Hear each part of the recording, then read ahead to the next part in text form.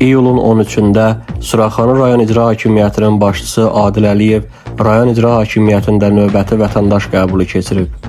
Rayon icra hakimiyyətinin başçısının aparatının inzibati binasında baş tutan qəbul zamanı rayon rəhbəri müavinlərin, şöbə və sektor müdürlərinin, rayonun idarə, müəssisə və xidmət sahələrinin rəhbərlərinin iştirakı ilə vətəndaşları qəbul edib və onları narahat edən məsələlərlə yaxından tanış olub, müraciət və təkliflərini dinləyib.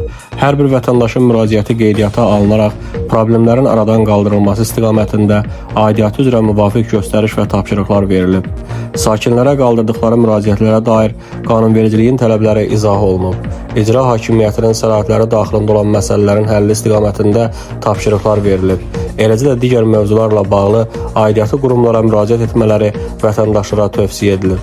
Sakinlər göstərilən diqqət və qayğıya görə Prezident cənab İlham Əliyevə və 1-ci vitse-prezident Mehriban xanım Əliyevaya minnətdarlıqlarını ifadə ediblər.